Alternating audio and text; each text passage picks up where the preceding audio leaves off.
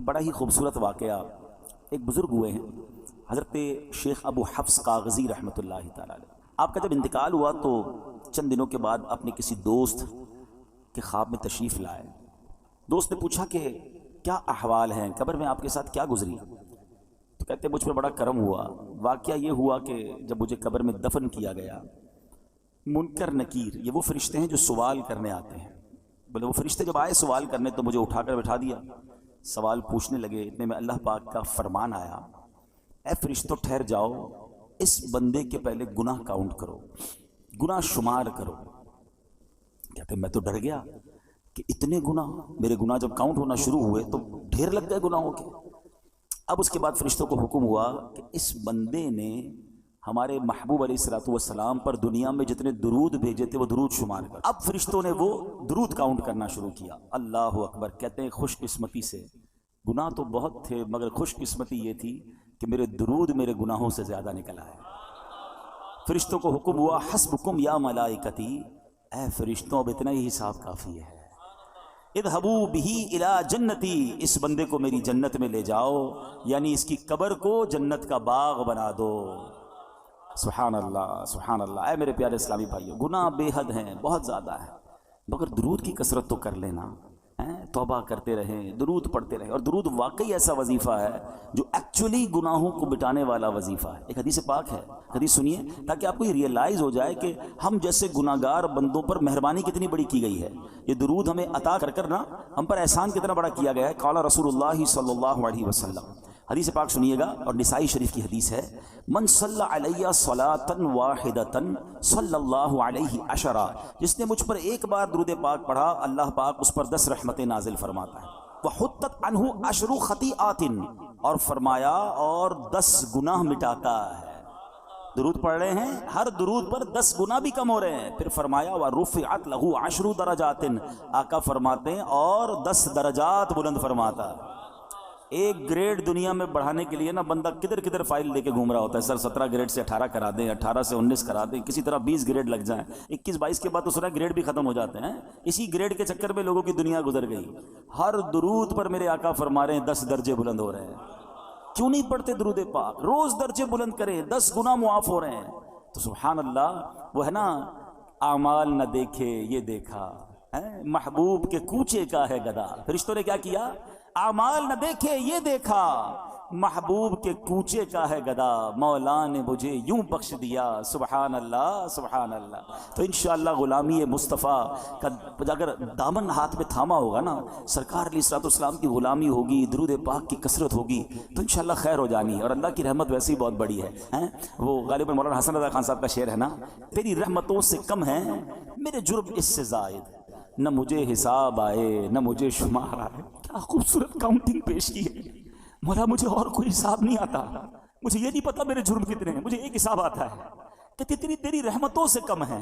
مجھے یہ پتا ہے بہت زیادہ ہے، میں مانتا ہوں بڑی خطائیں ہیں، بڑے جرم ہیں، مگر ایک حساب ضرور آتا ہے مجھے کہ جتنے بھی گناہ ہیں تیری رحمتوں سے کم ہیں، میرے جرم اس سے زائد نہ مجھے حساب آئے نہ مجھے شمار آئے۔ مولا اور کوئی کاؤنٹنگ نہیں آتی مجھے، ایک کاؤنٹنگ پتا ہے کہ جتنا تو بڑا رحیم ہے نا، تیری رحمت جتنی بڑی ہے اس کے مقابلے میں میرے گناہ کچھ نہیں۔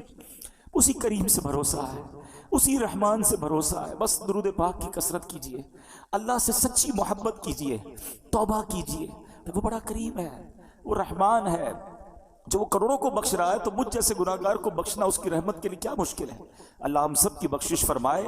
نیت کر لیں کہ بس انشاءاللہ آج کے بعد درود پاک کی کثرت کریں گے انشاءاللہ۔ آئیے مل کر محبت کے ساتھ باآواز بلند درود پاک پڑھ لیں۔ صلو علی الحبیب صلی اللہ تعالی علی محمد صلی اللہ علیہ وسلم۔ حضرت وہب بن منبہ رحمۃ اللہ تعالی بہت بڑے بزرگ ہیں، یہ تابعی بزرگ ہیں۔ آج یہ بھی سمجھ لیں تابعی کس کو کہتے ہیں، صحابی کس کو کہتے ہیں، پہلے یہ ڈیفینیشن سمجھ لیں۔ جس شخصیت نے سرکار دو عالم علیہ الصلوۃ والسلام کا ایمان کی حالت میں دیدار کیا یا صحبت اٹھائی، دیدار کرنا شرط نہیں ہے کیونکہ کچھ صحابہ نابینا بھی تھے، صحبت اٹھائی ایمان کی حالت میں اور ان کا انتقال بھی ایمان پر ہوا تو وہ صحابی ہیں۔ اور سبحان اللہ، ہر صحابی جنتی ہے، ہر صحابی نبی جنتی۔ اس سے بڑی کمال کی بات ہے، دنیا کا کوئی کتب کوئی ابدال، کوئی غوث کسی صحابی کے مرتبے پر نہیں پہنچ سکتا ہے، لیکن غوث قطب ابدال کی کتنی عبادتیں ہیں۔ امام اعظم کے بارے میں آتا ہے 45 سال تک عشاء کے وضو سے فجر پڑھی۔ غوث پاک کے بارے میں آتا ہے آلموسٹ مور دین 30 ایئرز عشاء کے وضو سے فجر پڑھی، پوری رات کئی سالوں تک قرآن پڑھا، مگر کوئی بھی جس کو کہتے ہیں نا کہ غوث قطب ابدال کسی ایک صحابی کے مرتبے پر نہیں پہنچ سکتا۔ اور کئی صحابہ ایسے ہیں جنہوں نے کوئی نماز ہی نہیں پڑھی، کوئی روزہ نہیں رکھا، ہے نا عجیب بات۔ کیسے ہوتا تھا ایسا؟ جب نبی پاک غزوات کے لیے جاتے تھے، جنگ کے لیے جاتے تھے، تو کچھ لوگ آتے تھے پیارے آقا کی بارگاہ میں، نبی پاک کی باتیں سنتے، آپ کا دیدار کرتے، کلمہ پڑھتے اور جنگ میں شامل ہو جاتے، شہید ہو جاتے۔ موقع ہی نہیں ملا نماز پڑھنے کا، کوئی وقت ہی نہیں آیا نماز پڑھنے کا، مگر مرتبہ کیا مل گیا کہ کسی غوث قطب ابدال کوئی برابر ہی نہیں پہنچ سکتا۔ تو پتہ یہ مرتبہ ملا کیسے تھا؟ یہ مرتبہ ملا ہے جلوائے جانا دیکھنے کی برکت سے۔ اچھا، یہ بڑی عشق والی اور بڑی گہری بات ہے، کہیں پڑھی نہیں ہے، ٹھیک ہے، لیکن ہے بڑی گہری بات۔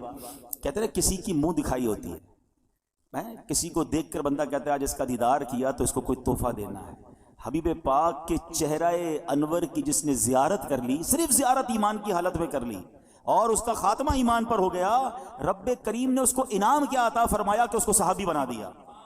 اب دنیا کا کوئی غوث، کوئی قطب، کوئی ابدال اس کے مرتبے پر نہیں پہنچ سکتا۔ یہ محبوب کریم کے جلوے کی رعنائیاں اور ان کے دیدار کی برکتیں ہیں۔ اور پھر تابعی کس کو کہتے ہیں؟ یہ سیکنڈ لیئر ہے، فرسٹ لیئر صحابی ہے، سیکنڈ لیئر ہے تابعی۔ یہ وہ لوگ ہیں کہ جنہوں نے کسی صحابی کا ایمان کی حالت میں دیدار کیا اور ان کا خاتمہ بھی ایمان پر ہوا، یہ ہے تابعی۔ تابعی بھی جنتی ہیں۔ اور پھر فرمایا کہ جس نے کسی تبع تابعی کہلاتے ہیں، جس نے ایمان کی حالت میں کسی تابعی کا دیدار کیا اور اس کا انتقال بھی ایمان پر ہوا، اس کو تبع تابعی کہتے ہیں۔ یہ 3 ادوار ہیں، کبھی آپ کتاب میں پڑھیں گے نا، پرانی کتابوں میں قرون ثلاثہ پڑھیں گے آپ، 3 ٹاپ لیول کے دور، 3 ادوار، the top era of the world. یہ 3 وہ دور ہیں جو سب سے مبارک دور کہلائے۔ نمبر 1 صحابہ، پھر تابعی اور پھر تبع تابعی۔ اب یہ جو حضرت وہب بن منبہ ہیں یہ تابعی ہیں۔ چلے ایک اور آپ کی معلومات میں اضافہ کر دوں، 4 فقہ کے امام ہیں، امام اعظم ابو حنیفہ، امام شافعی، امام احمد بن حنبل اور امام مالک۔ چاروں کمال ہیں، چاروں ہمارے سر کے تاج ہیں، ٹھیک ہے، لیکن ان چاروں میں افضل کون ہیں؟ امام اعظم ابو حنیفہ ہیں، کیونکہ آپ تابعی ہیں۔ امام اعظم نے کئی صحابہ کی صحبت اٹھائی، ان سے ملاقات کی، ان کا دیدار کیا۔ بہرحال اب میں آتا ہوں اس واقعے کی طرف۔ ون آف دا امیزنگ واقعہ ہے، حضرت وہب بن منبہ کہتے ہیں کہ حضرت ابراہیم خلیل اللہ علی نبینا علیہ الصلوۃ والسلام، ٹھیک ہے، یہ اللہ کے خلیل، اللہ کے دوست، اور اللہ اکبر، موضوع میرا آج نہیں ہے لیکن باتیں ذہن میں آتی جا رہی ہیں، میرے بچے بھی ہیں، ینگسٹر بھی ہیں، حضرت ابراہیم علیہ الصلوۃ والسلام کو ضرور پڑھیں۔ He is one of the amazing personality of the history of universe, کمال شخصیت ہیں۔ حضرت ابراہیم کی بہت ساری شانیں ہیں، مگر جو کمال کی بات میں آپ کو بتاؤں کہ چار جو آسمانی مذاہب ہیں نا، ان چاروں مذہبوں میں حضرت ابراہیم کا ادب ہے، آپ کا احترام ہے، وہ تمام آپ کو مانتے ہیں، نمبر 1۔ نمبر 2، آپ ابو الانبیاء ہیں۔ حضرت ابراہیم کے بعد جتنے نبی آئے وہ سب آپ کی اولاد میں سے، اس لیے آپ کو ابو الانبیاء بھی کہا جاتا ہے۔ بہرحال اب حضرت ابراہیم علیہ السلام کو حکم ملا کہ رخت سفر باندھیں، دنیا کا سفر کریں اور ہمارے عجائبات دیکھیں، اللہ کی قدرت کے نظارے دیکھیں۔ تو آپ نے رخت سفر باندھا اور روانہ ہو گئے۔ تو چلتے چلتے جب آپ ساحل سمندر کے قریب پہنچے تو وہاں آپ کو ایک غلام دکھائی دیا جو بکریاں لیے جا رہا تھا۔ حضرت ابراہیم علیہ السلام نے اس سے پوچھا کہ اے غلام، کیا تمہارے پاس پانی یا دودھ ہے؟ تو عرض کیا جی ہے، جو آپ کہیں آپ کو پیش کر دوں گا۔ آپ کو کیا چاہیے، آپ بتائیے، پانی چاہیے یا دودھ چاہیے؟ تو حضرت ابراہیم نے کہا کہ پانی پلا دو۔ اس نے اپنا ڈنڈا اٹھایا اور قریبی چٹان کے پاس گیا، وہاں رک کر کچھ بولا، چٹان پر اس نے اپنا عصا مارا تو چٹان سے پانی کا چشمہ جاری ہو گیا۔ حضرت ابراہیم کو اس نے پانی بھر کے پانی پلا دیا۔ اچھا، حضرت ابراہیم نے بھی اپنا تعارف نہیں کرایا تھا کہ آپ کون ہیں، آپ نے پانی پیا اور حیرت سے غلام کو دیکھنے لگے۔ تو اس نے، غلام نے دیکھا کہ بڑے حیران ہو رہے تھے، کہ آپ کو حیرانی کیوں ہو رہی ہے؟ تو کہا حیرانی نہیں ہوگی، تم نے جا کے لکڑی ماری، ڈنڈے ماری اور پتھر سے پانی نکل آیا۔ تو کہا میں آپ کو راز بتاؤں؟ تو کہا بتاؤ۔ کہ مجھے پتہ چلا ہے کہ اللہ کے ایک نبی ہیں اور اللہ پاک نے انہیں اپنا خلیل بنایا ہے، اور میں خلیل اللہ کے وسیلے سے جو بھی مانگتا ہوں نا اللہ مجھے عطا فرما دیتا ہے۔ میں بھی اس چٹان پر گیا تھا، میں نے اسی خلیل اللہ کا نام لیا تو پانی کا چشمہ آ گیا۔ حضرت ابراہیم نے کہا کہ میں ہی وہ خلیل اللہ ہوں۔ جسے اللہ پاک نے خلیل بنایا. اللہ اکبر. یہ سن کر تو غلام کی خوشی کی انتہا نہیں رہی کہ میں تو روز جس کے وسیلے سے کام کر رہا ہوں وہ آج میرے سامنے آ گئے. وہ کہتے ہیں نا وہ آئے ہمارے گھر خدا کی قدرت ہے, کبھی ہم ان کو کبھی اپنے گھر کو دیکھتے ہیں. دل ہی دل میں اپنی قسمت پر فخر کر رہا تھا. کہتے واقعی سچ بتا دیں آپ ہی خلیل اللہ ہیں. حضرت ابراہیم فرماتے ہیں ہاں میں ہی خلیل اللہ ہوں. اللہ اکبر. یہ سننا تھا کہ وہ غلام بے ہوش ہو کر گرا, یعنی خوشی کے مارے اسے کنٹرول نہیں ہوا اور اس کی روح قبض ہو گئی. روایت میں آتا ہے اس وقت آسمان سے ایک نور اترا اور اس نور نے خوش نصیب غلام کی لاش کو ڈھانپ لیا. جب وہ نور چھٹا تو پتہ نہیں چلا وہ لاش کہاں گئی. وہ نور سے اٹھا لیا گیا یا زمین میں دفن کر دیا گیا. یہ ایک واقعہ آپ کے ساتھ ہوا. آپ اور آگے بڑھے, ایک پہاڑ پر پہنچے. وہاں ایک گھر تھا, اس کے 2 دروازے تھے. آپ علیہ السلام اندر داخل ہوئے. اندر ایک تخت تھا, اس کے اوپر کسی کی لاش رکھی ہوئی تھی اور اس کے اوپر 70 خوبصورت حلے, خوبصورت لباس ڈالے ہوئے تھے اور سر کے پاس ایک تختی رکھی ہوئی تھی. لاش, اس کے اوپر 70 قسم کے ڈریسز اور ایک تختی تھی.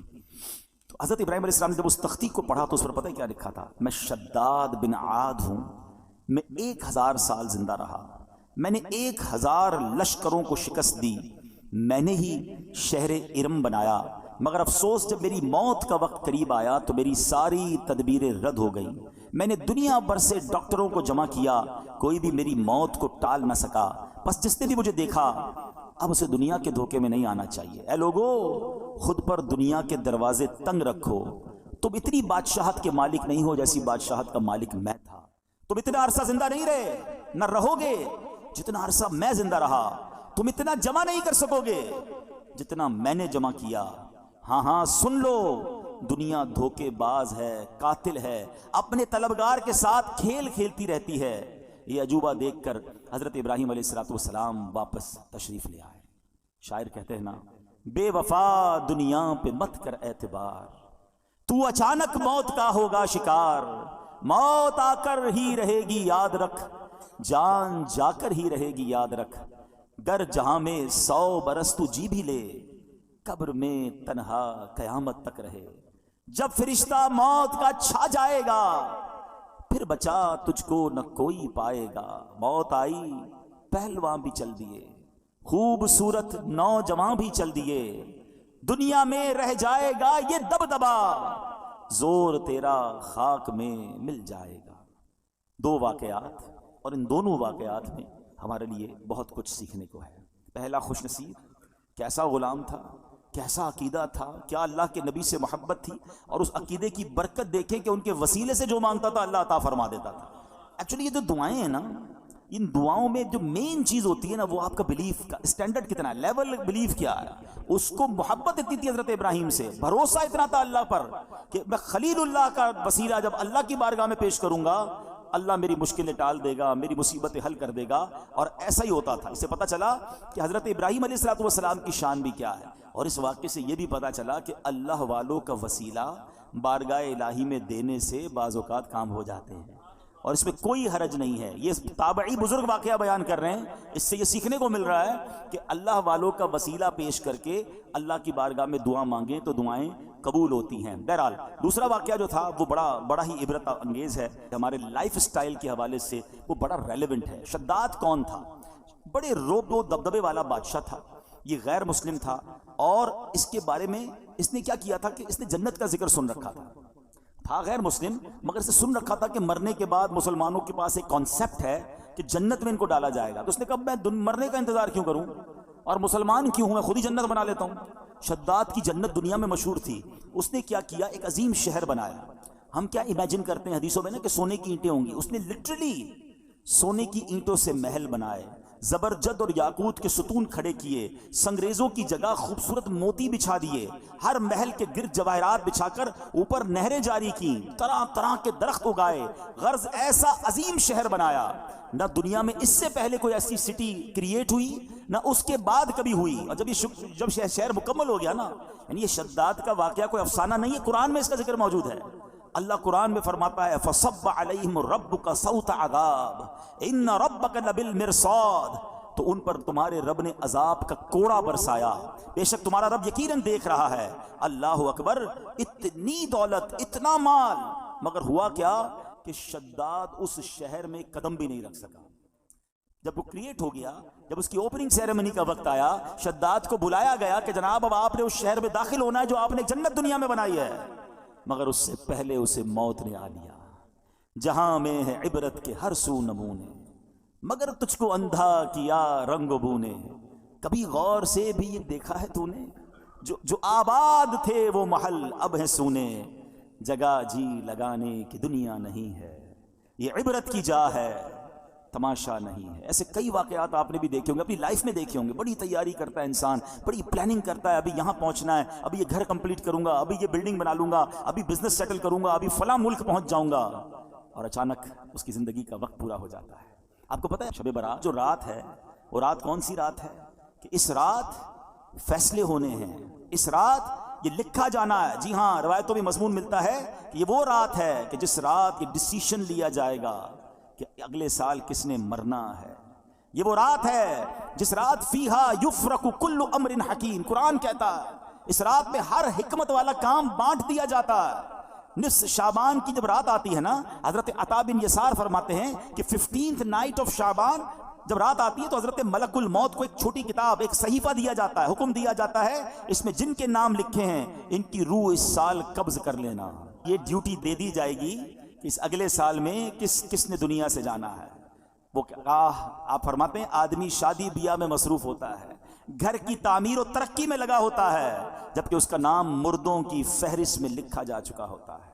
بے وفا دنیا پہ مت کر اعتبار، تو اچانک موت کا ہوگا شکار، موت آ کر ہی رہے گی یاد رکھ، جان جا کر ہی رہے گی یاد رکھ۔ ذرا تھوڑا سا امیجن کرو نا، 2023 شب برات میں ہمارے ساتھ کچھ لوگ تھے جو آج نہیں ہیں۔ اٹ مینز ان کا نام اس رات ڈیسائیڈ ہو چکا تھا اور وہ ڈیلیور کر دیا گیا تھا۔ ہمیں نہیں، ان کو بھی نہیں پتا تھا، ہمیں بھی نہیں لگتا تھا یار یہ تو آس پاس ہی رہتے ہیں یار، یہ کدھر جائے گا، مگر he is not with us right now. کہاں ہیں؟ اپنی قبر میں ہیں۔ اگلی شب برات پھر آنی ہے، ہو سکتا ہے پھر مسجد میں اجتماع ہوگا، ہو سکتا ہے میں نہ ہوں، ہو سکتا ہے آپ نہ ہوں۔ کس بات کا غرور ہے یار، کس بات کی پلاننگ ہے؟ اتنے جنازے اٹھنے کے بعد بھی ہمارے اوپر غفلت ہے۔ میں ریسنٹلی ایک واقعہ ہوا ہے، بہت ہی میرے کلوز فرینڈ ہے، میں نام نہیں لوں گا، ان کے رشتہ دار یہاں موجود ہیں، مگر اس لیے وہ واقعہ بیان کر رہا ہوں کہ بہت کچھ سیکھنے کو ہے ہمارے لیے اس میں۔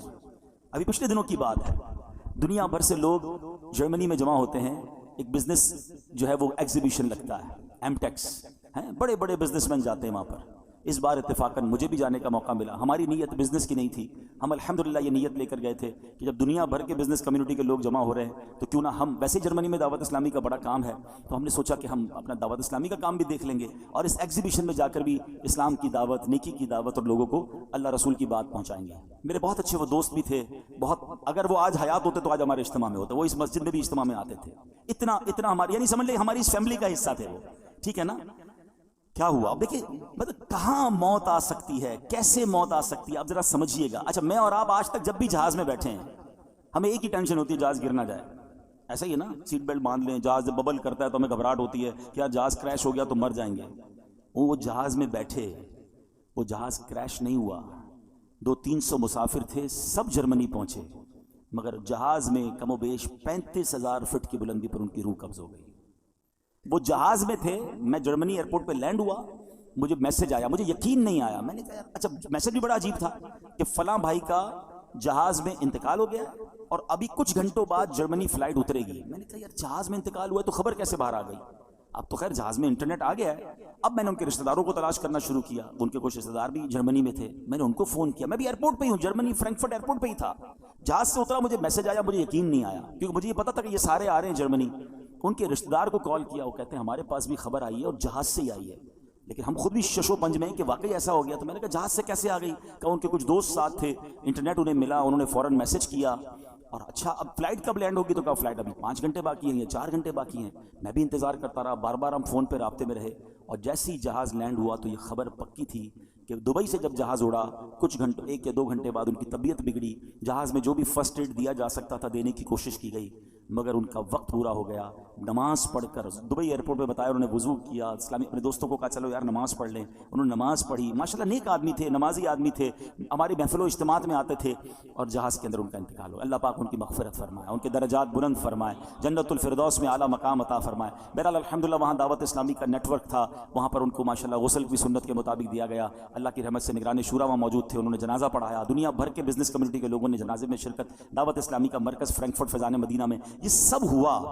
مطلب یوں دیکھا جائے تو آخری جو فیونرل تھا یا آخری جو ان کے جو رسمیں تھیں وہ تو بہترین ہو گئیں، لیکن ہم سب کو وہ ایک پیغام دے کر گئے، جگہ جی لگانے کی دنیا نہیں ہے، یہ عبرت کی جا ہے تماشا نہیں۔ اب بھی اگر مجھے اور آپ کو احساس نہیں ہوگا کہ میں کبھی بھی مر سکتا ہوں، یعنی پلان اتنے سارے کرنے والا کیوں نہیں سوچتا آگاہ اپنی موت سے کوئی بشر نہیں، سامان 100 برس کا ہے پل کی خبر۔ آپ میں سے بہت سارے لوگ قبرستان گئے ہوں گے، جانا چاہیے، شب برات سنت ہے قبرستان جانا، رشتہ داروں کی قبریں ہوتی ہیں، مرحومین کی قبریں ہیں، جانا چاہیے، فاتحہ پڑھنی چاہیے۔ لیکن 2 باتیں قبرستان کے حوالے سے بھی عرض کر دوں، قبرستان جب بھی جائیں، اگر آپ کی کسی ریلیٹیو کی قبر ہے اور وہ قبر ایسی جگہ پر ہے کہ جہاں آپ کو کئی قبریں پھلانگ کر پیر رکھ کے وہاں جانا پڑے گا تو پھر نہ جائیں، کیونکہ قبر پر پیر رکھنا ناجائز ہے، بلکہ ایسے راستے پر چلنا جس کے بارے میں یہ گمان ہو کہ یہاں پہلے قبریں تھیں اب راستہ بنایا گیا، وہاں بھی چلنا حرام ہے، تو نہ جائیں،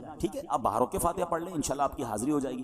السلام علیکم یا اہل القبور یغفر اللہ لنا ولکم وانتم سلفنا ونحن بالاثر، بڑی پیاری دعا ہے، اس دعا کا معنی بھی بڑا عبرت والا ہے۔ بات پتہ کیا ہے، ہم دعائیں پڑھتے ہیں اس کا معنی نہیں پتا ہوتا، اگر صرف اس ایک دعا کو سمجھ جاؤ نا تو جو میں بیان کر رہا ہوں آپ کو سمجھ آ جائے گا۔ دعا کیا ہے یاد بھی ہوگی آپ کو، السلام علیکم یا اہل القبور، کیا معنی ہے؟ اے قبر والوں تم پر سلام ہو، یغفر اللہ لنا ولکم، اللہ تمہاری اور ہماری مغفرت فرمائے، وانتم سلفنا ونحن بالاثر، تم پہلے چلے گئے ہمیں پیچھے آنا ہے۔ ہائے ہائے، یہ پیغام ہے اس دعا میں کہ قبریں دیکھ کر یاد کرو کہ یہ چلے گئے اب تم نے جانا ہے۔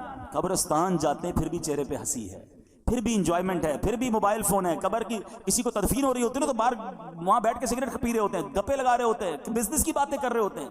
یار قبرستان جا کر تو یاد کر لو کہ کل میری باری آنے والی ہے۔ عبرت جس کو کہتے ہیں میسج لینے کا انداز ہی نہیں ہے۔ ہمارے بزرگان دین کیسے عبرت کے مدنی پھول لیتے تھے، لیکن ہمیں عبرت لینا نہیں آتا ہے۔ اب ذرا سوچیں، اچھا چلیں اس دعا میں ایک اور بات بھی سیکھ لیجئے، ماشاءاللہ وہی والی بات ہے نا، جو چیز سیکھنے کو مل جائے تو سیکھ لینی چاہیے۔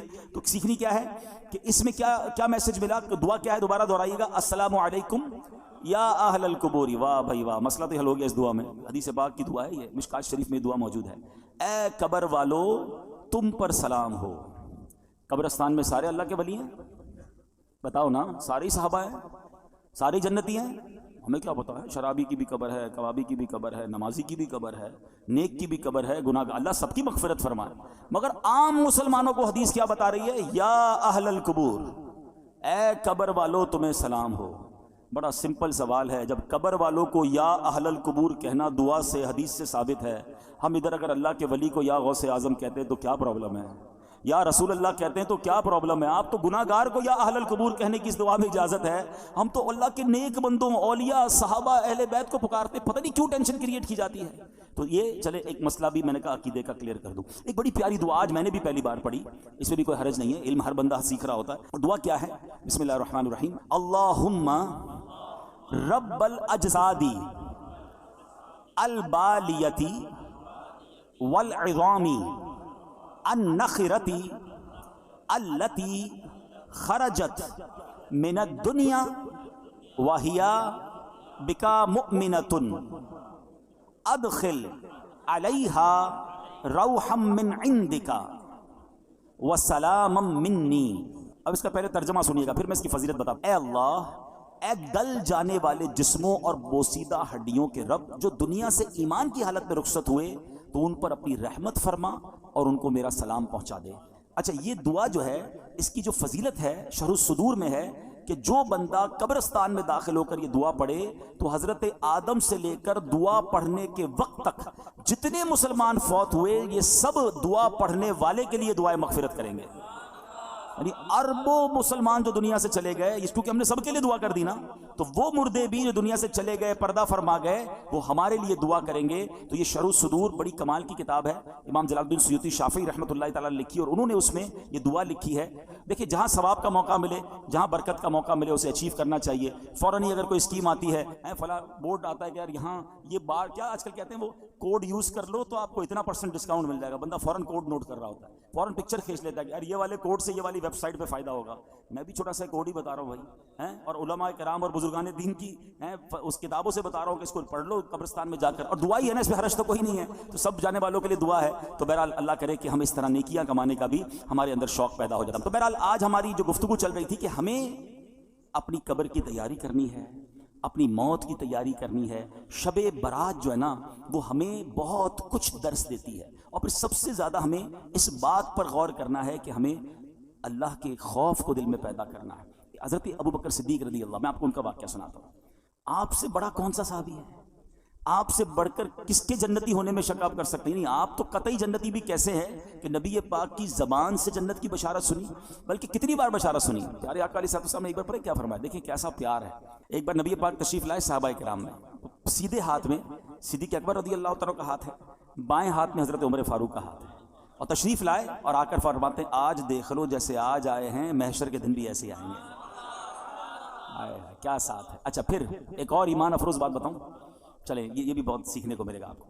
ہم انسان کی قبرستان جاتے ہو نا، ایک جملہ سنا ہوگا آپ نے، پہنچی وہیں پہ خاک جہاں کا خمیر تھا. یہ محاورہ سنا ہے نا؟ یہ صحیح محاورہ ہے. بندہ دفن وہیں ہوتا ہے جہاں کی اس کی مٹی ہوتی ہے. روایتوں میں آتا ہے کہ ہمیں جب بنایا گیا نا، مٹی سے بنے نا، انسان کو اسی مٹی سے بنایا جاتا ہے جس مٹی میں اس کی تدفین ہونی ہے. آپ کے ساتھ کئی بار ایسا ہوا ہوگا. پھر ایک مجھے ہمارے اسی طرح کے دوست یاد آ گئے، تھوڑے دیر پرانی بات ہے، کافی عرصے سے وہ کینیڈا میں رہتے تھے، بڑے بیمار تھے، بڑے مسائل ان کے چل رہے تھے. ان کو کہا گیا کہ یار آپ تھوڑے دنوں کے لیے پاکستان بھی آ جائیں. وہ پاکستان آئے اور آتے ہی دوسرے دن ان کا انتقال ہو گیا. تو سب کہتے تھے یار ان کی مٹی یہاں کی لکھی ہوئی تھی. ایسا ہی نا، ایسا آپ کے ساتھ سنا ہوگا، بندہ کہیں جاتا ہے اس کا انتقال ہو جاتا ہے. اب یہ بات تو طے ہو گئی. اب ذرا ایمان افروز بات سنیں، صدیق اکبر اور حضرت عمر فاروق کی قسمت پر ہماری جان قربان. کہاں پر روزہ ہے ان کا؟ کس کے ساتھ ہے؟ سنہری جالیوں کے پیچھے ہے نا. علماء کہتے ہیں جس مٹی سے نبی پاک کو بنایا گیا نا، اسی مبارک مٹی سے حضرت ابوبکر صدیق اور حضرت عمر کی تخلیق ہوئی تھی. ان کو تو اس وقت چن لیا گیا تھا، اور وہیں جبھی تو دیکھیں نا روضہ رسول میں پیارے آقا کے محبتوں کا صلہ ایسے کون دیتا ہے، سنہری جالیوں میں یار غار آپ سے ہیں. نبی پاک کے ساتھ جلوہ فرمایا. تو حضرت ابوبکر صدیق اس قدر بڑا مرتبہ، مگر خوف خدا دیکھو یار، ہم گناہوں سے بھرے ہوئے صبح و شام گناہ کریں اور شرم نہیں آتی، قبر یاد نہیں آتی، اللہ کی بارگاہ میں پیش ہونا یاد نہیں آتا. صدیق اکبر کو دیکھیں، فرماتے ہیں کہ آپ نے ایک دن بیٹھے ہوئے تھے، آخرت کے احوال پر غور و فکر کر رہے تھے. خیالوں ہی خیالوں میں قیامت کا منظر آپ کے سامنے آ رہا تھا کہ کیسے آسمانوں کو لپیٹ لیا جائے گا، کس طرح پہاڑ روئی کے گالوں کی طرح ہوا میں اڑیں گے، ستارے جھڑ جائیں گے، ایسے ہولناک انداز میں قیامت قائم ہوگی، پھر محشر کا میدان، میزان عمل، جنت اور دوزخ کا معاملہ. آپ غور کر رہے پھر اتنا خوف خدا کا غلبہ ہوا کہ آپ نے تڑپ کر کہا کہ کاش میں سبز گھاس ہوتا، مجھے کوئی جانور کھا جاتا، کاش مجھے پیدا ہی نہ کیا جاتا. کون کہہ رہا ہے؟ قطعی جنتی جن کی صدقے جنت میں جائیں گے، حضرت صدیق اکبر. لیکن اتنا خوف ہوا نا، تو پھر کیا ہوا؟ آیت کریمہ نازل ہوئی. سورہ رحمان میں اور آپ یہ آیت پڑھتے ہیں، مگر اس آیت کے شان نزول میں ایک واقعہ یہ لکھا ہے کہ دس از دا ریزن وائی دس آیت ریویل، یہ آیت نازل ہوئی. وَلِمَنْ خَافَ مَقَامَ رَبِّهِ جَنَّتَانِ، جو اپنے رب کے حضور کھڑے ہونے سے ڈرے اس کے لیے 2 جنتیں ہیں. یہ جو خوف ہے نا، یہ جو فیئر ہے، یہ جو ڈر ہے، یہ بڑے کام کروا دیتا ہے. سچی توبہ کدھر پہنچا دیتی ہے. کتنا بڑا انعام دیا کہ صدیق اکبر رضی اللہ عنہ کا جو یہ خوف تھا جس کی وجہ سے یہ آیت نازل ہوئی، فرمایا آپ کا مقام یہ ہے کہ آپ کے لیے 2 جنتیں ہیں. رب نے گویا یہ قرآن میں پیغام دے دیا کہ جو اللہ کی بارگاہ پہ کھڑے ہونے سے ڈرے اس کے لیے 2 جنتیں ہیں. اسی طرح کا ایک اور واقعہ، حضرت عمر فاروق رضی اللہ عنہ کے دور مبارک میں ایک نوجوان تھا، بڑا متقی تھا، بڑا پرہیزگار تھا. لوگ اس کی نوجوان کی عبادت دیکھ کر حیران ہو جاتے تھے. وہ نوجوان جب عشاء پڑھ کے گھر کی طرف جاتا تھا نا، تو راستے میں اسے خوبصورت عورت اپنی طرف بلاتی تھی. وہ بڑی نیک طبیعت کا مالک تھا، اس کی طرف توجہ نہیں کرتا تھا اور نکل جاتا تھا. ایک دن جب وہ گزرا تو عورت نے اس کو پھر بلایا. انسان تھا، شیطان نے اس پر حملہ کیا، وہ بھی اس کی طرف مائل ہو گیا. مگر جیسی عورت کے قریب ہوا نا، تو اسے اللہ کریم کا یہ فرمان یاد آیا، ان الذین اتقوا اذا مسهم طائف من الشیطان تذکروا فاذا هم مبصرون، بے شک پرہیزگاروں کو جب شیطان کی طرف سے کوئی خیال آتا ہے تو وہ فوراً حکم خدا یاد کرتے ہیں، پھر اسی وقت ان کی آنکھیں کھل جاتی ہیں۔ اس آیت کریمہ کے یاد آتے ہی اس کے دل پر ایسا اللہ کے خوف کا غلبہ پیدا ہوا کہ خوف الہی سے کانپتے کانپتے وہ بے ہوش ہو گیا۔ جب بڑی دیر ہو گئی گھر نہیں پہنچا تو اس کا بوڑھا باپ ڈھونڈنے نکلا تو دیکھا کہ نوجوان تو راستے میں بے ہوش پڑا ہوا ہے۔ اس کو اٹھایا، اپنے گھر لایا۔ اس کو جب ہوش آیا تو اس نے پھر اپنے والد کو واقعہ سنایا۔ واقعہ سناتے سناتے پھر اسے آیت کریمہ یاد آئی، پھر وہ آیت کریمہ اس نے پڑھی تو اس کی زوردار چیخ نکلی اور اس کا دم ہی نکل گیا۔ حضرت عمر فاروق رضی اللہ تعالیٰ کو اس نوجوان کے بارے میں پتہ چلا کہ ایسا نوجوان اتنا خوف خدا والا، اور اللہ کے خوف سے اس کا انتقال ہو گیا۔ آپ اس کی قبر پر آئے اور یہ آیت کریمہ پڑھی، وَلِمَنْ خَافَ مَقَامَ رَبِّهِ جَنَّتَانِ، جو اپنے رب کے حضور کھڑے ہونے سے ڈرے اس کے لیے 2 جنتیں ہیں۔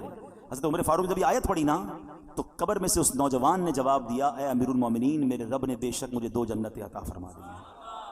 ہاں، جب رب بخشنے پہ آتا ہے نا تو کریم ہی جو ٹھہرا تو کرم کے کیا ٹھکانے، تو نوازنے پہ آئے تو نواز دے زمانے۔ بات یہ ہے کہ اللہ سے دوستی بندہ کر لے، اللہ کا خوف تو دل میں رکھے نا۔ چھپ چھپ کر گناہ ہو رہے ہیں، اللہ کو ناراض کیا جا رہا ہے، موج مستی ہو رہی ہے، اللہ کی بارگاہ میں پیش ہونے کی فکر ہی نہیں ہے، یہ نہ کرو۔ اب تو رمضان آنے والا ہے، اب تو وہ مہینہ آنے والا ہے جس میں ویسے ہی اللہ کریم کی رحمتوں کے دروازے کھل جانے ہیں، تو اب سچی توبہ کر لیجئے، اپنے گناہوں سے معافی مانگ لیجئے، اللہ کے قریب ہو جائیے، اور یقین کریں اللہ معافی مانگنے والوں کو بڑا پسند فرماتا ہے، وہ ایسے نوازتا ہے نا، آئے ہے۔ ابھی آپ نے ایک واقعہ سنا، ایک اور واقعہ سناتا ہوں پھر بیان کمپلیٹ کرتے ہیں۔ ایک کسائی تھا، قصاب، ٹھیک ہے، اور اس کی ایک پڑوس کے اندر ایک خادمہ تھی، کام کرنے والی تھی، وہ اس کو بڑی پسند تھی، اس کی نیت اس کے بارے میں خراب تھی۔ تو ایک دن وہ کہیں جا رہی تھی تو یہ بھی اس کے پیچھے پیچھے ہو لیا۔ جب قریب پہنچا تو وہ خادمہ کہتی کہ دیکھو میرے قریب مت آؤ، دل تو میرا بھی تمہاری طرف مائل ہے، مگر یہ کام جو ہے نا یہ اللہ کو پسند نہیں ہے، اللہ کا خوف کرو، مجھے اللہ سے ڈر لگتا ہے۔ اس نے سوچا کہ جب تم خادمہ ہو کر، ایک غریب عورت ہو کر اللہ سے ڈر رہی ہو، مجھے زیادہ ڈرنا چاہیے۔ اس نے اس عورت کو چھوڑ دیا اللہ کے ڈر سے، کوئی دیکھنے والا نہیں تھا، they were both alone there، مگر اللہ کے خوف سے چھوڑ دیا۔ لیکن اب جب واپس آنے لگا نا تو راستے میں بڑی گرمی تھی، پانی دور دور تک نہیں تھا، پیاس سے نڈھال ہو گیا، اس سے مرنے کے قریب ہو گیا۔ تو ایک اور شخصیت وہاں سے گزرے، کہا آپ کون ہیں؟ کہ میں فلاں نبی کا قاصد ہوں۔ ایک نبی علیہ السلام کے ساتھ رہتے تھے اور ان کے قاصد تھے، پیغام پہنچاتے تھے، وہ بھی پیاسے تھے۔ کہا آپ کا حال کیا؟ کہ میں بھی بالکل پیاسا ہوں۔ کہا چلیں حضور دونوں مل کے دعا کرتے ہیں۔ تو وہ جو نبی علیہ السلام کا قاصد تھا کہ تم بھی دعا کرو میں بھی دعا کرتا ہوں۔ کہا میں تو گناہ گار آدمی کسائی ہوں، آپ اللہ کے نبی کے ساتھ رہتے ہیں، آپ دعا کریں۔ انہوں نے دعا کی، انہوں نے آمین کہنا شروع کی۔ تھوڑی دیر ہوئی تو ایک بادل آیا، بڑا کالا سا، بڑا ٹھنڈی ہواؤں والا۔ ان دونوں کو سکون ہو گیا، کہا چلو چلتے ہیں، اب پانی تلاش کرتے ہیں، ریلیکسیشن تو ہو گئی۔ تھوڑا آگے گئے تو اب راستہ دونوں کا ٹرن ہونے لگا۔ تو جو اللہ کے نبی کے قاصد تھے وہ مثال کے طور پر رائٹ ٹرن ہوئے، یہ کسائی کو لیفٹ ٹرن ہونا تھا، یہ قصاب لیفٹ ٹرن ہوا، بادل اس کے ساتھ جانے لگ گیا۔ اللہ کے نبی کے قاصد نے کہا تم تو کہتے تھے عام سا آدمی ہوں، کوئی نیک عمل نہیں، تمہارے ساتھ تو بادل جا رہا ہے۔ کہ واقعی کوئی نیک عمل نہیں ہے، بس آج ایک واقعہ ہوا، گناہ کرنے جا رہا تھا، میں تو غلط آدمی ہوں، برا کام کرنے گیا تھا۔ ہاں یہ بات ضرور ہے کہ موقع ملا تو اللہ کا خوف آ گیا، میں اس لیے پیچھے آ گیا۔ وہ اللہ کے نبی کے قاصد کہتے ہیں کہ توبہ کرنے والوں پر رب ایسے انعام فرماتا ہے۔ آئے ہائے، ہم گناہ کریں، اسے ناراض کریں اور توبہ کر لیں تو وہ کیسے معاف فرماتا ہے۔ حضرت موسیٰ علیہ السلام کے دور کا ہی واقعہ ہے نا۔ ایک گاؤں میں بارش نہیں ہو رہی تھی، گاؤں والوں نے کہا کہ چلو مل کے دعا کرتے ہیں۔ حضرت موسیٰ بھی ہیں، کلیم اللہ بھی ساتھ ہے، 70,000 لوگ جمع ہو گئے، دعا شروع ہوئی۔ حضرت موسیٰ دعا کرا رہے ہیں، ایوری بڈی ایکسپیکٹنگ کہ اللہ کے نبی ساتھ ہیں، کلیم اللہ ہے، بارش تو ہونی ہے، اتنا بڑا مجمع ہے۔ نو رین، نو کلاؤڈ، بالکل کلین اسکائی۔ حضرت موسیٰ نے کہا یا اللہ میں دعا کر رہا ہوں، اتنے لوگ آمین کہہ رہے ہیں، بارش نہیں ہو رہی۔ فرمایا موسیٰ اس پورے مجمع میں ایک بندہ ہے جو پچھلے 40 سال سے مجھے ناراض کر رہا ہے، جب تک وہ بندہ اس مجمع میں ہے نا بارش نہیں ہونی۔ تو حضرت موسیٰ نے کہا کہ یا اللہ میں اس بندے تک کیسے یہ بات پہنچاؤں؟ کہ تو کھڑے ہو کر اعلان کر، تیرا کام آواز لگانا پہنچانا میری ذمہ داری ہے۔ حضرت موسیٰ کھڑے ہو گئے، آپ نے کروایا اے وہ شخص جو 40 سال سے اللہ کی نافرمانی کر رہا ہے، تیری وجہ سے بارش نہیں ہو رہی، تو نکل جائے اس مجمع سے۔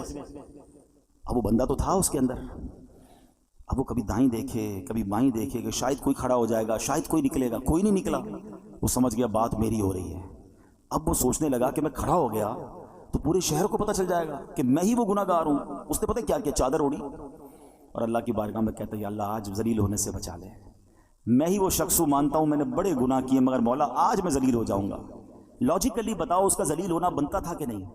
کہ جس بندے کی گناہ کی وجہ سے بارش نہیں ہوئی اس کو تو کھڑا کر کے سب کو بتانا بنتا تھا نا. ہمارے ساتھ کوئی غلط کرے ہم کہتے ہیں یہ وہ آدمی ہے اس نے میرے ساتھ کیا. اچھا تھوڑا سا مسئلہ کرے ہم زیادہ اس کو ذلیل کرتے ہیں, مگر میرے کریم کے کرم نوازی دیکھو وہ عیب چھپاتا کیسے ہے. وہ بندہ کہتا ہے مولا آج بچا لے. تھوڑی دیر ہوئی تو بادل آئے اور بارش برسنا شروع ہو گئی. حضرت موسیٰ کہتے ہیں یا اللہ بندہ تو کوئی نہیں نکلا, بارش کیسے ہو گئی؟ اللہ فرماتا ہے اے موسیٰ اس بندے نے مجھ سے دوستی کر لی ہے. حضرت موسیٰ کہتے ہیں یا اللہ بندہ تو دکھا دے, اب تو ملا دے تیرا دوست کون ہے. آئے ہائے, پتہ کیا فرمایا رب نے؟ فرمایا موسیٰ جب وہ میرا نافرمان تھا تب میں نے اسے ظاہر نہیں کیا, اب تو میرا دوست بن گیا, میں تجھے کیسے ظاہر کر دوں. یہ ہے میرا رب. کاش مجھے اور آپ کو سمجھ آ جائے. دنیا والوں کو میرا ایک ایپ پتہ چل جائے تو واٹس ایپ گروپ میں چلتے ہیں وہ میسج, سوشل میڈیا پہ چلتے ہیں, ویب سائٹوں پر اور اخباروں میں چلتے ہیں, مزے لیتے ہیں لوگ ہمارے ایپ کے. ارے دنیا کو تو پتہ ہی کچھ نہیں ہے جو میرے رب کو پتہ ہے. بچپن سے نافرمانیاں کر رہا ہوں, بچپن سے اسے ناراض کر رہا ہوں, چھپ چھپ کے گناہ کر رہا ہوں, وہ سب جانتا ہے. مگر کیسا کریم ہے, صرف چھپا نہیں رہا. وہ صرف چھپاتا تھا وہ بھی بڑی مہربانی تھی, وہ عزتیں بھی دے رہا ہے, وہ نعمتیں بھی دے رہا ہے, وہ مجھے کھلا بھی رہا ہے, وہ مجھے بڑا بھی کر رہا ہے, مجھے رزق بھی دے رہا ہے, مجھے میری فیملی کا سکھ بھی دے رہا ہے, مجھے دولت بھی دے رہا ہے, کیونکہ دے تو وہی رہا ہے نا. اس کو سب پتا ہے, وہ پھر بھی دے رہا ہے. اس کو سب پتا ہے, پھر بھی ہم اس سے دوستی نہیں کرتے, پھر بھی ہم اس کو راضی نہیں کرتے. کب تک اسے ناراض کرو گے بھائی؟ آج کر لو توبہ, آج کر لو اس سے دوستی. وہ شاعر کہتے ہیں نا تجھے تو خبر ہے میں کتنا برا ہوں, تجھے تو خبر ہے میں کتنا برا ہوں, تو عیبوں کو میرے چھپایا الہی, تو عیبوں کو میرے چھپایا الہی. تو آج سچی توبہ کر لے, چھوڑ دے گناہ. اگر نماز قضا ہو رہی ہے اب نماز قضا نہ کریں. شب برات کروڑوں بخشے جائیں گے, مگر حدیث میں 6 قسم کے گناہ گار بتائے گئے جو نہیں بخشے جائیں گے. ہاں, شراب کا عادی نہیں بخشا جائے گا, ماں باپ کا نافرمان نہیں بخشا جائے گا, زنا کرنے والا بدکاری کا عادی نہیں بخشا جائے گا, رشتہ داریاں کاٹنے والا نہیں بخشا جائے گا, چغل خور نہیں بخشا جائے گا, ایک روایت کے مطابق تکبر والا لباس پہننے والا نہیں بخشا جائے گا, تصویریں بنانے والے مجسمے بنانے والے نہیں بخشے جائیں گے. خدا را آج توبہ کر لیجئے, راضی کر لیجئے اللہ کو. اگر یہ گناہ ہو بھی گئے نا وہ بڑا کریم ہے. توبہ کریں اور نیت کریں کہ آج کے بعد ہماری کوئی نماز قضا نہیں ہوگی. آج کے بعد انشاءاللہ نہ شراب کے پئیں گے, نہ شرابیوں کے قریب جائیں گے انشاءاللہ. ایسی محفلوں میں بھی نہ جائیں کہ جو ہمیں ان گناہ گاروں کے ساتھ بیٹھ کر آپ کیسے امید رکھتے ہیں کہ میں شرابیوں, جواریوں, بدکاروں کے ساتھ بیٹھ کر اللہ کا نیک بندہ ہو جاؤں گا اور اللہ مجھ سے راضی ہو جائے گا. تھوڑے دنوں پہلے تو کووڈ وائرس آیا تھا, ڈسٹنس کیسا رکھتے تھے؟ Social distance. سوشل کتنا سمجھ آ گئی تھی, نہیں بھائی دور رکھو اس کو, اس کے اندر وائرس ہے یا وائرس جیسی سمٹمز ہیں. ادھر لعنت برس رہی ہے شرابیوں پر, تم اس کے ساتھ بیٹھے ہو. جو بدکار ہیں, جو جوئے کھیل رہے ہیں, آپ کہتے ہیں میں نہیں پیتا میں بیٹھتا ہوں. کیوں بیٹھنا ہے ان کے ساتھ؟ جدھر میرا رب ناراض ادھر اس کے ساتھ میں نے کیوں بیٹھنا ہے؟ اچھی محفلوں میں آیا کریں, اچھے لوگوں میں بیٹھا کریں. دعوت اسلامی کا ماحول آپ کے سامنے جو الحمدللہ ہمیں اللہ کی رحمت سے ہمیں نیک لوگوں کے ساتھ بیٹھ کر سدھرنے کا موقع ملتا ہے. اور قبر اگر روشن کرنی ہے نا, آج قبر کی بات ہو رہی ہے نا, تو قبر روشن کرنے کے لیے سب سے پہلی چیز عقیدہ ہے. اللہ پاک سے متعلق, رسولوں, صحابہ, اہل بیت سے متعلق, اولیاء کرام کے بارے میں سب عقیدہ بالکل ہمارا قرآن و سنت کے مطابق ہونا چاہیے. ہم نیک کام کرتے رہیں, 5 وقت پابندی سے نماز پڑھیں, مسجد میں باجماعت نماز ادا کریں, جتنے فرائض و واجبات ہیں ان پر عمل کریں, زکوٰۃ ہم پر فرض ہے تو زکوٰۃ پوری ادا کریں, روزے رکھیں, لوگوں کے ساتھ حسن سلوک سے پیش آئیں, قرآن کریم کی تلاوت کریں, درود پاک کی کثرت کریں, ذکر اللہ کی کثرت کریں. انشاءاللہ یہ سارے کام قبر روشن کرنے والے کام ہیں. اور سبحان اللہ ایک اور بڑا پیارا عمل ہے, حدیث پاک میں آیا ان الصدقہ لتطفئ علی اہلھا حر القبور, بے شک صدقہ کرنے والوں کو صدقہ قبر کی گرمی سے بچاتا ہے. وانما یستظل المؤمن یوم القیامت فی ظل صدقتہ, اور بلا شبہ مسلمان قیامت کے دن اپنے صدقے کے سائے میں ہوگا. خوب صدقہ و خیرات کرنا چاہیے. حدیث پاک میں آتا ہے صدقہ برائیوں کے 70 دروازوں کو بند کرتا ہے. صدقہ دینے والا قیامت کے دن اپنے صدقے کے سائے میں ہوگا. صدقہ گناہوں کو ایسے مٹا دیتا ہے جیسے آگ پانی کو بجھا دیتا ہے. تو ان مہینوں میں اللہ کی راہ میں خرچ کریں، اپنے غریب مسلمانوں پر خرچ کریں، اپنے رشتہ داروں پر خرچ کریں، اپنے ملازمین پر ذرا تھوڑی سی آسانی کریں۔ ماہ رمضان آنے والا ہے، کسی کی افطار اچھی کر دیں، کسی کی سحری اچھی کر دیں، کسی کی عید اچھی کر دیں، تھوڑا سا اپنے غریب مسلمان۔ اچھا ایک الگ پرابلم پتہ ہے کہ جب تک کوئی ہم سے مانگتا نہیں، اچھا ہم ایک بڑا جملہ آج کہنے لگ گئے ہیں، بھائی مشکل ہو تو مجھ سے مانگ لینا، چاہیے ہو تو مجھے بتا دینا۔ سفید پوش آدمی بتائے گا نہیں آپ کو، میں آپ کو ایک فارمولہ بتا دیتا ہوں، ویسے آپ کو بھی پتا ہے لیکن شاید وہ سمجھنے کے لیے لوگ تیار نہیں ہیں۔ جس کی بھی اس وقت 40-50 ہزار سے کم آمدنی ہے نا، وہ بیچارہ ہینڈ ٹو ماؤتھ ہی ہے، وہ نہ بھی بتائے تو آپ اس کو دے دیں، اس کو ضرورت ہے۔ یعنی ہم کیوں یہ کہتے ہیں کوئی مجھے مانگے تب میں دوں گا، مانگنے پر مجبور کر رہے ہیں آپ کو، اور مجھے رب بن مانگے نہیں دے رہا۔ آپ یہ بنو نا۔ اب ہم سحری افطاریاں بہت سارے لوگ مسجدوں میں کراتے ہیں، میں کہتا ہوں کرانا چاہیے، لیکن آپ سوچیں مسجد میں نمازی پھر بھی سحری افطاری میں بہت اچھا کھا لیتے ہیں، کئی ہماری بہنیں مسجد میں تو نہیں آ سکتی نا، ان کے گھر میں کیا بنتا ہوگا؟ آپ گھروں میں پہنچانے کی عادت بنائیں۔ گھروں روڈوں پہ سحری افطاری ہو رہی ہے ٹھیک ہے، لیکن اس سے زیادہ ضروری ہے کہ آپ بغیر بتائے کسی کے دروازے پر، آپ کے، میں کہتا ہوں ڈھونڈنے کی بھی ضرورت نہیں ہے، آپ کے اپنے ملازمین دیکھ لو یار، آپ کے اپنے رشتہ دار دیکھ لو، اپنے پڑوسی دیکھ لو۔ 40,000 سے جس کا اسکیل 50,000 سے نیچے ہے نا، آپ اس کو راشن بھیجو گے وہ خوشی خوشی رکھ لے گا۔ یہ پچھلے دنوں کی بات ہے، ایک بھائی بتا رہے تھے ہم راشن بانٹ رہے تھے تو ایک بندہ آیا اور اس راشن بانٹنے والے کو کہتا ہے میں اپنے داماد کے ساتھ آیا ہوں، اس لیے ابھی تو میں آپ سے راشن نہیں مانگ رہا، میں تھوڑی دیر بعد آؤں گا تو مجھے دے دینا۔ اور اس نے دیکھا کہ وہ چھوٹی کون سی گاڑی ہوتی ہے، FX، بولے اس گاڑی میں آیا تھا حالانکہ، مگر اس کو بھی راشن کی ضرورت تھی۔ سب لوگ ہینڈ ٹو ماؤتھ چل رہے ہیں کہ غریب آدمی کے پاس فروٹ لینے کے پیسے نہیں ہیں۔ ہم میں سے کئی لوگ ہیں جن کے گھر میں روز فروٹ آتا ہے، شاید روز گوشت اور چکن بنتا ہے، ہمیں تو شاید گوشت اور چکن کا دام بھی نہیں پتا، ہم میں سے کئی لوگ وہ ہیں، مگر پوچھے نا غریب آدمی سے، ہفتہ ہفتہ گزر جاتا ہے، اس کے گھر میں بھی روزہ ہو رہا ہے، اس کے گھر میں بھی افطار ہو رہی ہے۔ یہ وقت ہے جنت کمانے کا، یہ وقت ہے نیکیاں کمانے کا۔ آپ ایسے گھروں میں آپ لفافہ بنا کے پیسے بھجوا دیں، کوئی مسئلہ نہیں، 15-20 ہزار پہ بھجوائیں گے وہ، آپ زکوٰۃ نہیں تحفہ کہہ کے بھیج دیں، لیکن انشاءاللہ آپ دیکھیں گے چہروں پہ مسکراہٹیں آئیں گی، لوگوں کی عید اچھی ہوگی، لوگوں کی رمضان اچھی ہوگی۔ یہ وقت ہے اور یہ صدقہ ہماری قبر کو روشن کرے گا، ہمیں انشاءاللہ ان دکھیارے مسلمانوں کی مدد کریں گے، نہ جانے ہمارے کتنے غم دور ہو جائیں گے۔ اور پھر ایک اور پرابلم، ہم جو بچ جاتا ہے وہ کیوں بانٹتے ہیں؟ کھانا بچ گیا تو غریب کو دے دیں۔ اس بار ایک پلان کیجئے گا، آپ بے شک 100 آدمی کو افطار نہ کرائیں، آپ اپنے گھر میں جو افطار کرتے ہیں نا، سب سے پہلے آپ کی افطار سے پہلے افطار نکالیں اور وہ اپنے ملازم کو دیں، وہی افطار وہ پہلے کھائے، آپ کے ساتھ یا تو بیٹھ کے کھائے یا کم از کم وہ تو کھائے جو آپ کھا رہے ہیں۔ ہم جو بچتا ہے وہ اس کو کھلاتے ہیں، جو پھینکنے کا ہوتا ہے وہ کپڑا دیتے نہیں۔ اللہ ہمیں کیسا دے رہا ہے اور ہم اللہ کی راہ میں کیسا دے رہے ہیں۔ 4 پارے کی پہلی آیت ہے لن تنالوا البر حتى تنفقوا مما تحبون، تم اس وقت تک بھلائی کو نہیں پہنچ سکتے جب تک اپنی پیاری چیز اللہ کی راہ میں خرچ نہ کرو، بیسٹ دو، بہترین دو۔ ایک بزرگ تھے، ان کو اچھا بھروسہ بھی بڑا تھا، یہ اللہ کرے وہ بلیف بھی ہمیں مل جائے۔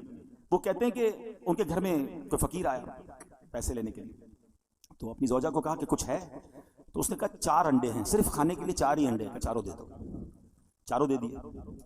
جب 4 دے دیے تو کہا تھوڑی دیر میں انشاءاللہ آ جائیں گے، اتنا بھروسہ تھا۔ تھوڑی دیر ہوئی تو دروازہ کھٹکھٹایا گیا، ایک بندہ آیا ٹوکری دے کر گیا، زوجہ سے کہا ذرا دیکھو کیا ہے، کہا کسی آپ کے دوست نے تحفہ بھجوایا ہے، کہا کیا ہے، کہا انڈے ہی ہیں، کہا چیک کرو کتنے، کہا 30 ہیں، کہا 30 کس حساب سے آئے ہیں، دیے تو 4 تھے، ایک کے 10 آنے چاہیے، لیول آف بلیف، عقیدہ کتنا مضبوط تھا، 40 آنے چاہیے، کتنے، کہا 30 ہیں، دوبارہ گنو، کہتی حضور ہیں تو 40 مگر 10 ٹوٹے ہوئے ہیں، 30 پورے ہیں 10 ٹوٹے ہوئے ہیں۔ کہا سچ سچ بتاؤ جو تم نے 4 دیے تھے اس کی کنڈیشن کیا تھی؟ کہا حضور ہم نے بھی جو 4 دیے تھے نا، 3 پورے تھے 1 ٹوٹا ہوا تھا۔ بات آئی سمجھ؟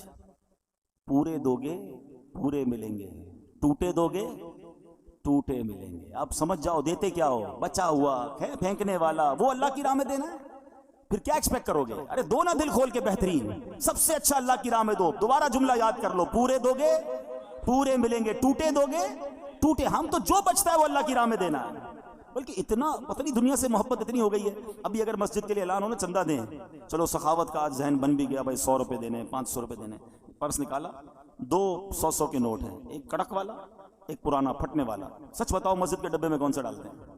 کیوں پرانا؟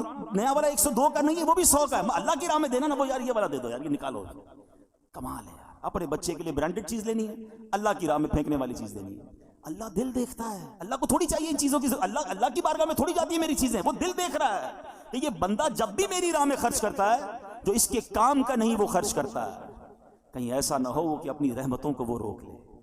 جب وہ بے گنے دے رہا ہے، میری اوقات سے بڑھ کر دے رہا ہے تو بانٹو نا۔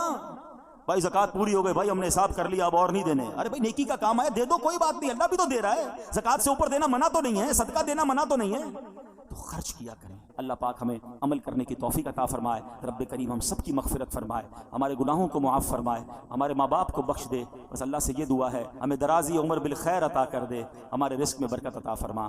آمین بجاہ النبی الامین صلی اللہ تعالی علیہ وسلم.